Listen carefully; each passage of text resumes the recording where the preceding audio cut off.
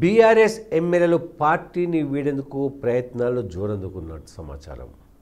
So ఎన్నికలకు ముందు ఒక పక్క సీఎం రేవంత్ రెడ్డి అట్లాగే బీజేపీ అధ్యక్షులు కేంద్ర మంత్రి కిషన్ రెడ్డి కూడా 25 మంది బీఆర్ఎస్ ఎమ్మెల్యేలు కాంగ్రెస్ చేరనున్నారు ఎంపీ ఎన్నికల తర్వాత అని చెప్పడం జరిగింది. సో ఇప్పుడు ఎంపీ ఎన్నికలు అయిపోయాయి. సో 25 మంది ఎవరెవరు వస్తారనేది చర్చ జరుగుతుంది. కానీ ఈ నేపథ్యంలోనే ఒక 11 మంది బీఆర్ఎస్ చెందిన ఎమ్మెల్యేలు నగర శివార్లో సమావేశమయ్యారు అనేది సమాచారం.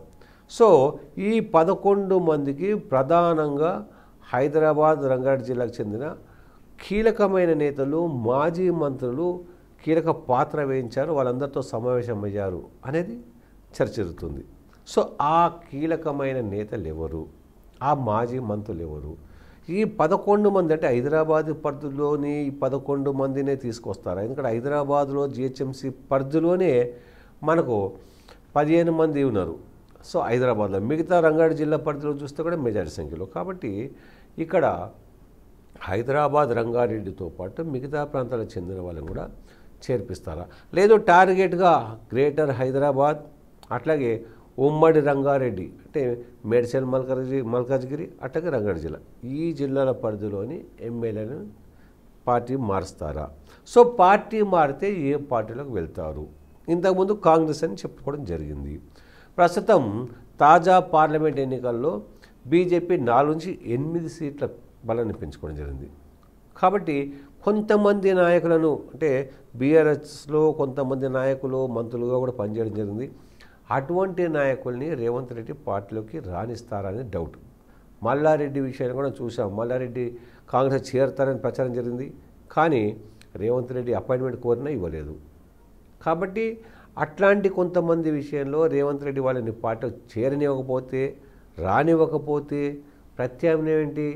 బీజేపీ. కాబట్టి మరి ఆ నాయకుడు, ఆ మాజీ మంత్రి వీళ్ళందరినీ తీసుకొని కాంగ్రెస్లోకి వస్తారా, లేదు బీఆర్ఎస్ నుంచి మొత్తం తీసుకెళ్ళి కాంగ్రెస్ చేరితే కాంగ్రెస్ బలం పెరుగుతుంది కాబట్టి కాంగ్రెస్ బలం పెరగకుండా అంటే తనను చేర్చుకోకుండా అడ్డుకుంటున్నారు కాబట్టి కాంగ్రెస్ బలం పెరగకుండా వీళ్ళందరినీ కట్టకట్టగా తీసుకెళ్ళి బీజేపీలో చేర్పించాలని ప్రయత్నం చేస్తున్నారు. సో అదే జరిగితే కనుక ఖచ్చితంగా బీజేపీ బలం కూడా అంటే ఇప్పుడు ప్రస్తుతం 8 మంది ఎమ్మెల్యేలు ఉన్నారు. ఒకవేళ 25 మంది కనుక అందులో చేరితే కనుక వాళ్ళకు 33 మంది అంటే ప్రధాన ప్రతిపక్ష హోదా ఇంచుమించుగా బీఆర్ఎస్ స్థాయి అక్కడ వస్తుంది. అంటే బీఆర్ఎస్ ఎట్లాగో కూలిపోతుందని చెప్పడం జరిగింది.